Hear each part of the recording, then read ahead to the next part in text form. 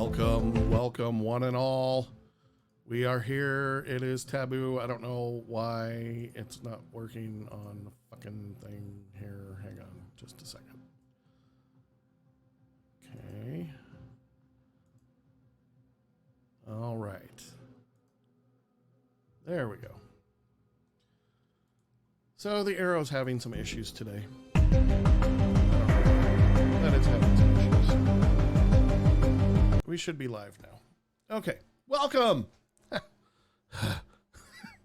It is your host, Zan, and Alex is with me as well. And we're going to be talking about more things and stuff, but mostly things in just a moment.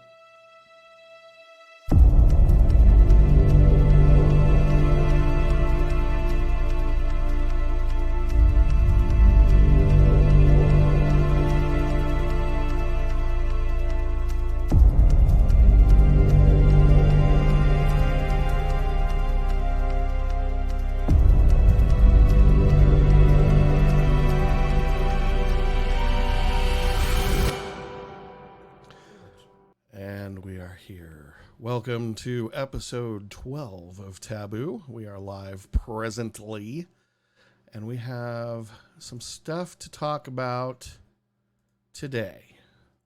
Fun time. Some things and stuff, but mostly things. Again, I am breaking precedent here and just doing a off-of-the-cuff kind of episode as well. I got some really cool things coming up next week. We're going to have all new backgrounds and all sorts of cool stuff that we'll be able to play with. So definitely look for that because it's cool and I think you'll like it. Yeah. How's your week, Alex? Oh, typical. Work, sleep, eat, drink, deal with sinus issues. Yeah, pretty much. Nice. Yeah, mine's been about the same. You know, it's payroll week, so of course I go in to do payroll today. And oh, look, it's a Windows update. Shouldn't take too long. 2.5 fucking hours later. Good thing I went in an hour early because, you know, I had to sit there until 10 o'clock this morning, 10:30 actually, before I could even get into my computer. Well, it's typical Microsoft for you. Yeah. I think I'm going to switch everything to Linux again because I hate Microsoft. Anyway, oh wait, is that hate speech? I'm sorry. Sorry, they're YouTube and Facebook. If you think that's hate speech, whatever. I can show you some hate speech. At any rate, so we're going to talk, I'm going to start with this young man here. And the reason for that is that he's all over the news, right? Do you know who this is? Recently, yes. Before yesterday, I'd never heard of the guy. Jeffrey Edward Epstein. Born January 20th, 1953. Oh, not so young. No, not so young. But still. So, I'm going to give a little history on Epstein. If you want to follow along, go to Wikipedia and just look up his name, because that's what I'm going to read off of here really quick, assuming I can read. My contacts have been bugging me today, so who knows. Anyway, he was, because, you know, he recently, quote unquote, committed suicide while he was on suicide watch. Oh, wait, no, that's been changed now. He's no longer under suicide watch. It ended 12 days before he actually died, right? Okay, yeah, whatever. I love how they always change their stories. Multi-millionaire, Jeffrey Epstein. He was an American financier and convicted sex offender. Epstein began his career in finance and the investment bank of Bear Stems, whatever, before forming his own J. Epstein and Company until his conviction for sex crimes in 2008. Epstein was a well-connected multimillionaire who moved among the financial, political, and cultural elite of society. Now, if you Google this guy, you can see him shaking hands with not only the rich and powerful from Bill Clinton to all the way up to even Trump, right? And the guy was investigated starting in April 2005 after a parent complained that he molested her 14-year-old daughter. After an investigation, prosecution, and plea negotiation on June 30th, 2008, Epstein pleaded guilty and was convicted by a Florida state court for soliciting to prostitution and the procuring of an under 18 age girl for prostitution. He served 13 months in custody with work release. Now, if you know anything about work release, it's not really custody. You just go there to take a nap in the evening. Otherwise, you're at work. That's in most cases, anyway. So you can't sleep in your own home, but other than that, whatever. Pretty much when you're not at work, you're at the jail, is what work release is.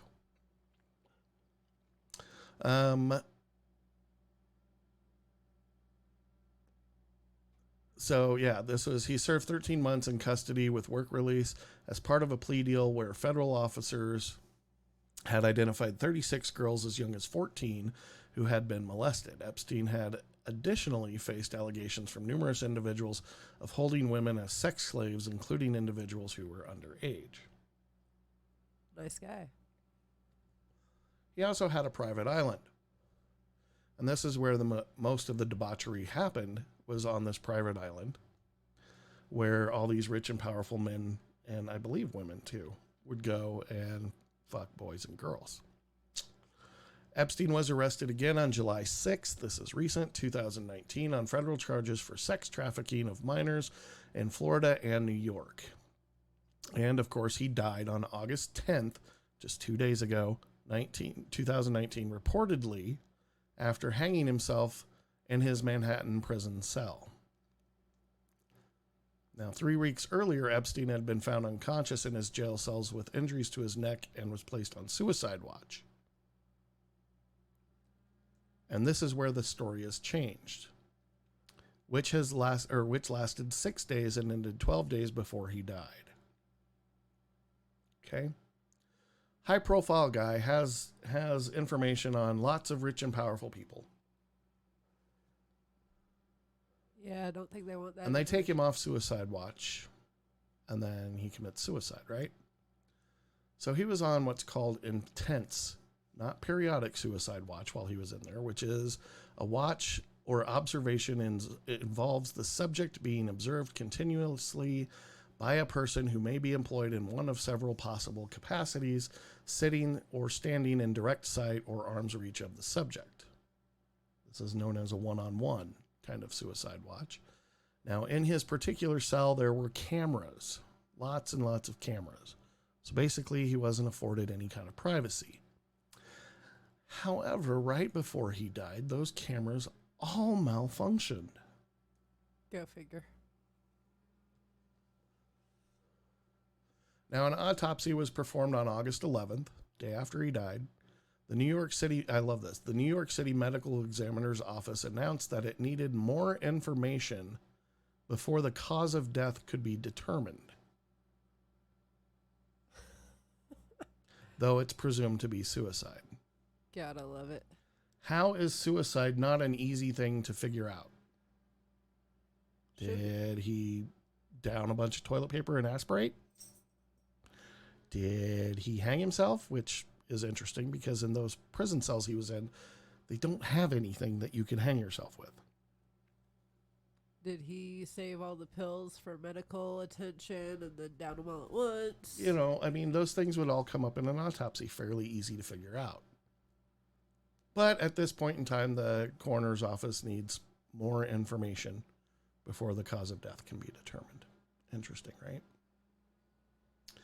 So there was a couple of things here. So obviously this is a big conspiracy theory. When he first died, I'm trying to find that article really quick. Well, you find that, I've got an interesting point to note on the level of conspiracy theory too. It said that his suicide watch ended 12 days before he committed suicide, but yet they mentioned that the cameras malfunctioned the day that he did commit suicide. All very convenient. that doesn't even match up with that. If the cameras malfunctioned in the suicide watch area, he wasn't even there, supposedly. He was out of suicide watch by that point. Yeah. That's, that's their double whatever, pardon me, backtracking or whatever. And if I'm not mistaken, the first report said that he died while he was in suicide watch. And then they changed it to 12. But Yeah. whatever. There was another one, and I can't find it right at the moment. But in the article, it said that a man resembling, when they took him out of the prison, right? A man resembling Epstein was carried out on a gurney, presumed because he had killed himself. So this is the only time I've ever seen them say a man resembling somebody was carried out. Usually they'll say, hey, he was carried out after his death, et cetera, et cetera. The other thing I found interesting about it all was that they're carrying him out on a gurney, presumably after he's dead, but the picture showed the EMT with an airbag over his face, like giving him air. That's something you normally don't do to a dead person, is continue to try to make them breathe. They're usually pretty dead at that point in time. And I don't know how many people actually saw that, right? So this is the other thing. Epstein's ear. I know it seems weird, but the picture on the left is Epstein while he was alive. And thankfully this is one where he's not smiling, because when you smile, your ears, they don't change shape, but they can distort a little bit, right? Your ear moves because of the muscles in your face. This one, he's relatively at ease. On the right side is him being dead. Now, I want to call attention to not only his ear here, because that is the thing, right? His ear does not look the same at all. Nor does his nose, for that matter. Yeah, that was the other thing I was going to say. This person definitely has a down pointing nose, where Epstein's is kind of pointing straight out, right? So it doesn't even appear to be him, but that ear is the smoking gun for me. That does not look like his ear at all. And again, their whole resemblance. The ridges are completely different, and ear prints are just about as good as fingerprints. Everybody's ear is unique. And it wouldn't change that much over the course of just a few weeks. And then here's another picture of it. Give me just a second here. So that's the picture that's actually, yeah, the hair in front is also slightly different. Yep. But I mean, that can change in a couple of weeks. I don't know. Maybe he has really fast hair growth. But here is a closer picture of the ear, of both of those ears, that has been, slightly altered because dead guy's ear was laying down. This one's laying up, whatever. So we put them like this. Epstein ear for sure is on the bottom. Unknown person ear on the top. That does not look the same. Correct me if I'm wrong, but usually the skin color doesn't change that much either. It can, especially after death, because blood isn't flowing anymore, Fair enough. So, yeah. So that ear definitely doesn't look the same. And as you pointed out, the nose does not look the same at all. And even where the nose sits to the eye is different. The facial, also if they're strangled, they would have more blood. Well, although this is presumably, more than a few hours after death. But so you'd think more of that blood would flow out, especially since, they tried to save him, I guess. I don't know. I assume that's why the EMT had a mask over his face, but who knows? But the facial lines don't match up either. See where he's got Epstein on the left has this curve line that goes from the nose down almost to the corner of the mouth. This guy, from the nose, it's further back to his cheekbone, and there's no line there, but there is a line in front of it. So, yeah, I think anybody who does any kind of facial recognition or anything like that would certainly have a field day with this, because I don't see the points in common. The bridge above his nose, to the forehead is also different. Epstein has this little lump here, whereas this guy, it just kind of goes thump. So, I don't know. Seems like some BS to me. Again, you were mentioning this to me earlier. You don't say reportedly or looks like. Yeah, appearing as somebody Yeah, appearing like so-and-so is dead. You either are or you aren't. Here's my theory. Well, I have two theories. Either one, he was completely murdered, which, given the high profileness of the case, makes perfect sense, right? Somebody didn't want their information to get out, and so they went and killed everybody. In this case, Epstein. Would it be the first time? Which would also explain the weird, cameras malfunctioned. Oops. Oopsie. Oopsie. And it just so happened he killed himself during that time. As the church lady would say, how convenient. Okay, so either A, he was killed, obviously, right? Or B, the person that they wheeled out does look like him in some ways, but pretty much any older guy is going to look kind of like that. Maybe he went into protective custody. There's a thought. Because of the high profile nature of this case, maybe they were like, well, you know what? We need to get this guy out of here. And in order to keep him safe, we're going to fake his death. And we'll put him someplace where nobody knows where he is. Who knows where that would be? And boom. Which also makes sense, because then you'd have the ability for somebody to, say, turn off the cameras or make them malfunction during said time. Wheel him out. And that's the more plausible thought in my mind. And I say that only because when I first heard the news that somebody resembling Epstein was wheeled out, presumably after he had committed suicide.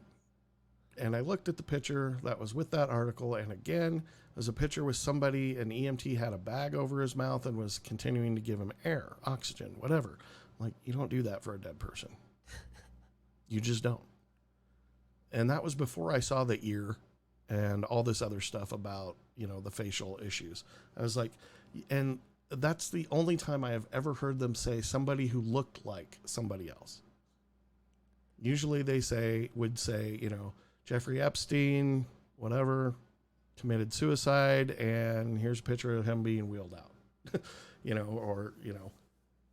Jeffrey Epstein was wheeled out of Manhattan, whatever, prison, whatever, after he committed suicide.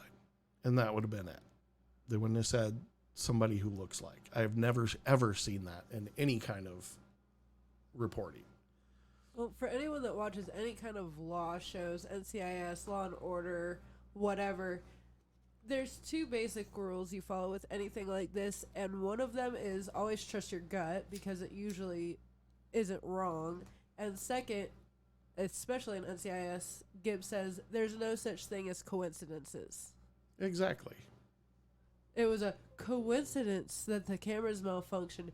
It was a coincidence that they just happened to change their story from he died on suicide watch to he was let off of suicide watch a week and a half before he And then he committed died. Yeah, it's like, no. Now, you know, I don't know. I've known people that have been in prison, and yeah, suicide watch doesn't always last a long time, but he had attempted suicide prior to being put on suicide watch. So that and the nature of the case itself, with so many high profile people potentially going to jail over all this, it makes me think that there is no chance in hell he would be taken off suicide watch. Especially after 6 days. And after attempting it, just like the week or 2 weeks prior, that doesn't make any kind of sense. But the bigger thing to me is that I think that he's probably under some sort of protective custody by somebody, somewhere, something, and he's actually alive and well. Or, you know, hey, he had the money, maybe he paid enough people off to get him the fuck out of there. Yeah, the witness protection program was my first thought that just kind of came to mind as to the reality of the situation. Now, interestingly enough, and I'm trying to find the actual tweet. Where is it? Trump had tweeted something interesting.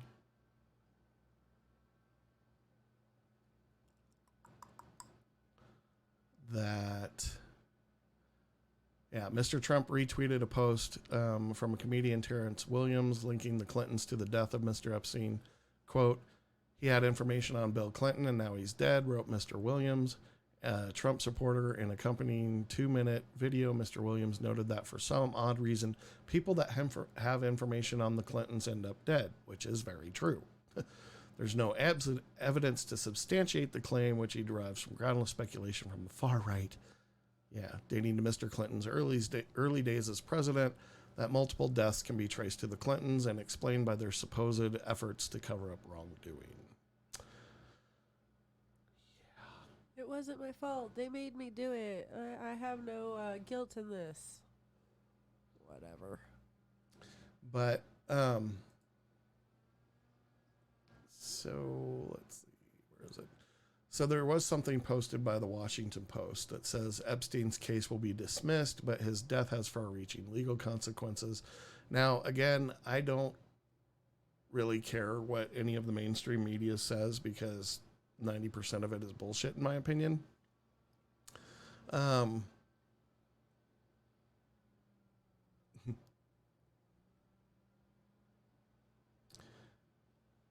just rereading this article here. Epstein's death makes it look as if an indictment never happened. He'll be presumed innocent of the charges in perpetuity, which means because he's dead, it doesn't matter. The evidence gathered in his case and harm he allegedly inflicted will continue to have far-reaching legal consequences for his victims, his allies, and his estate. Despite this, lawyers representing Epstein's accusers said Saturday that their clients will continue to seek justice for the people they claim to enabled Epstein's illegal alleged abuse. Quote, the criminal case against Epstein died when he did, said the New York University law professor Stephen Gillers.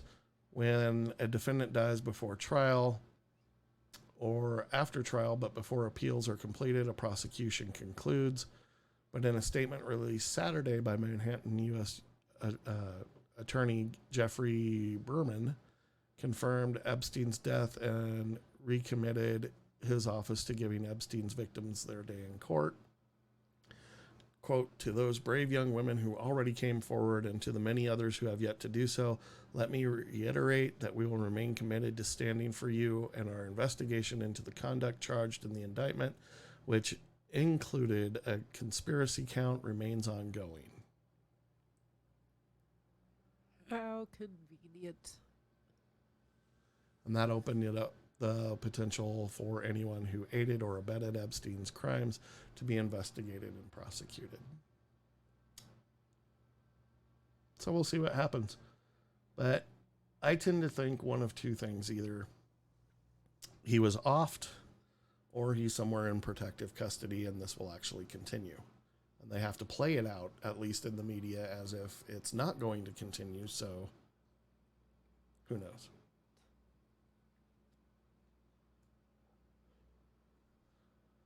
So that's all I got on Epstein. Comments, questions, cute remarks?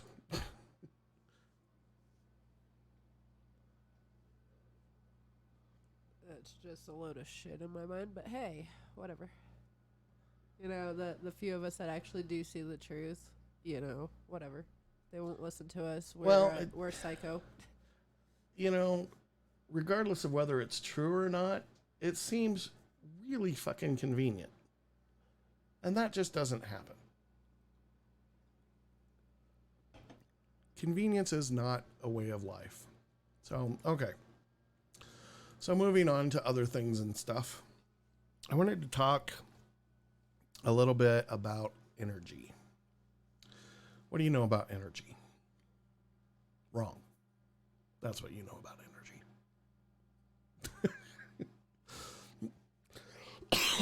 Pardon me. So, the first thing about anything that I teach is you need to understand that you need to unlearn the crap that you've learned. And by that, I mean you need to unlearn the crap that you've learned. Most people have learned stuff that is totally and completely incorrect. I'm wondering why. I'll need this. Hang on just a second. I need to fix something on the stream because I notice our chat room's jacked up.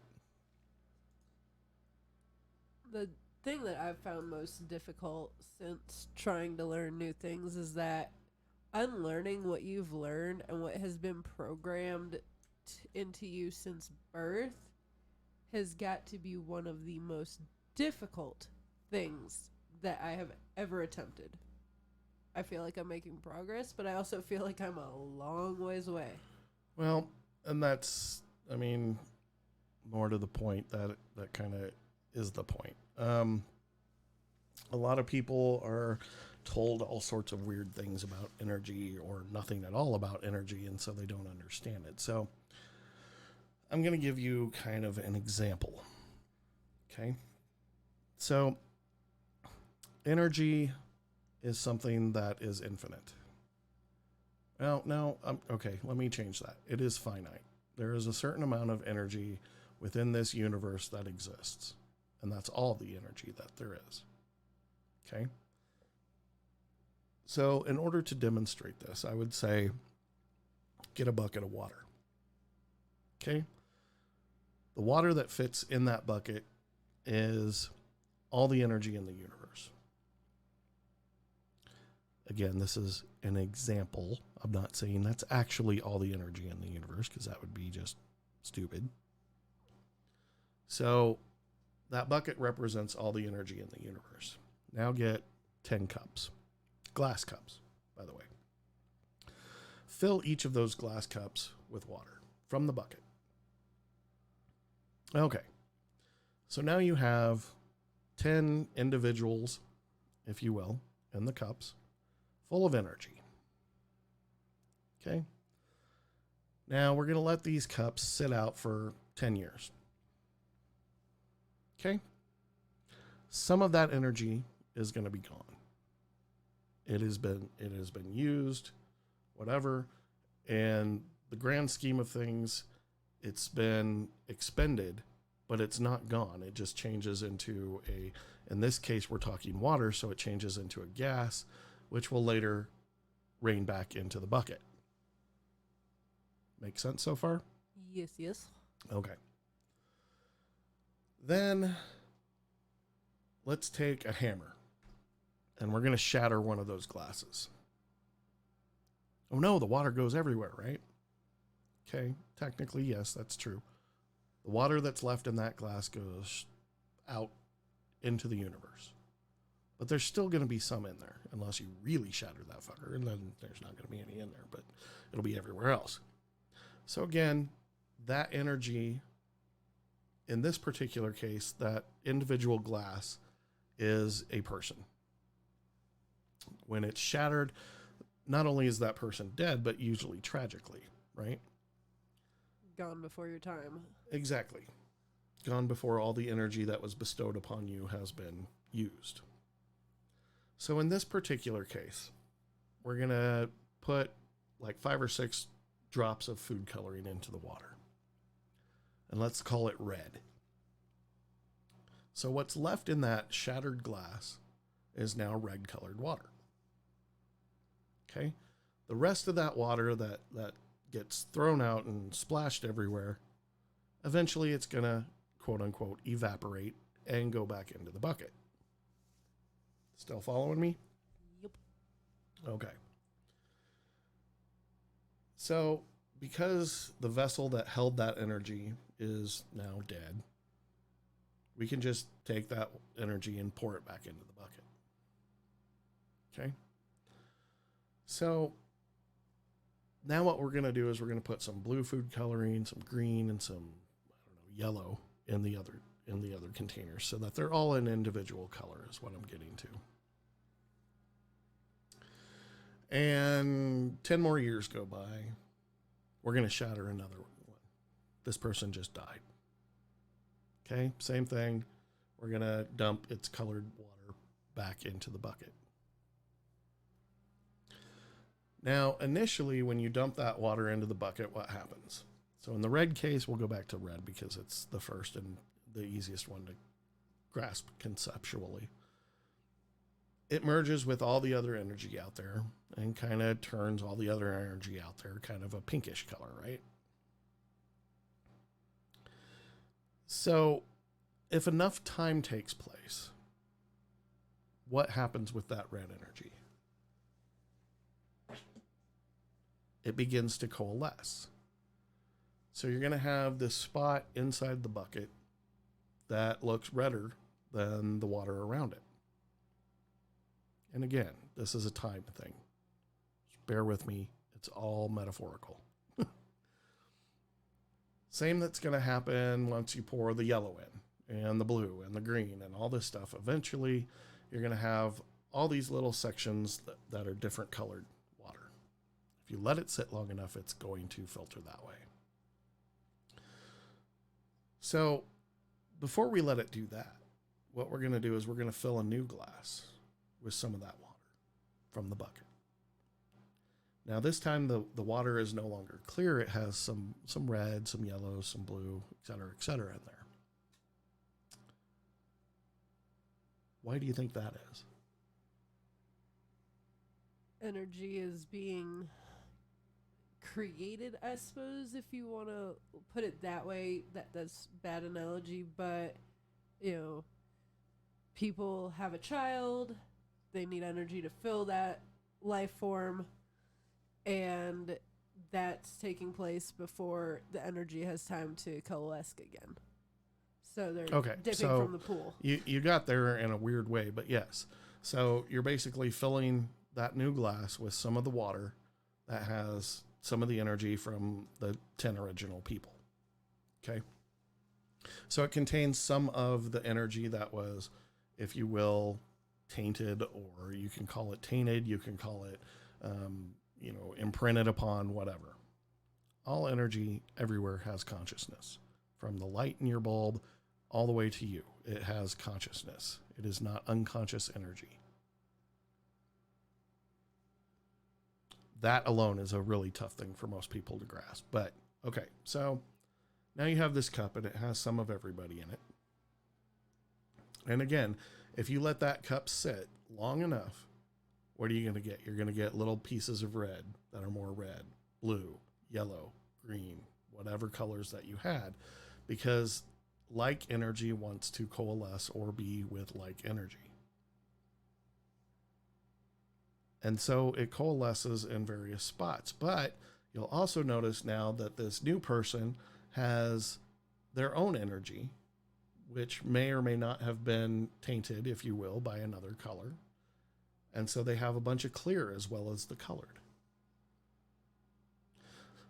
So now what happens is we're going to put, I don't care, violet. We're going to put some violet food coloring in this water, shake it all up, because that's symbolizing that person's identity. Okay? And we're going to shatter the glass. So once we shake it all up, everything is completely, totally violet, right? It looks, at least the majority of it's going to look violet. because it's shaken up. Maybe a little dirty violet, whatever. And we're going to dump that back in the bucket. Now this time when you fill another vessel, if you will, with water, it's going to have some of that violet in there that it didn't have before. Now each of these colors represent the imprint that you leave upon energy. Each one of those colors. So imagine, if you will, if you're the 2000th generation, or the 2 millionth, whatever. You have all these different energies within you from previous life. This is what you tap into when you go through past life regression, is those different energies. It's not that you, in your physical form, have lived before, because you haven't. You're a completely new vessel. It's that you contain all these different energies from the past or future, as it may be, because energy is without time. We'll get into that in another episode. But so you have all these different energies in you, and sometimes, let's say there's a lot of the red or a lot of the blue. Sometimes those memories will come to the surface because there's more of that energy within you. So that's energy and how it works. Now, when you're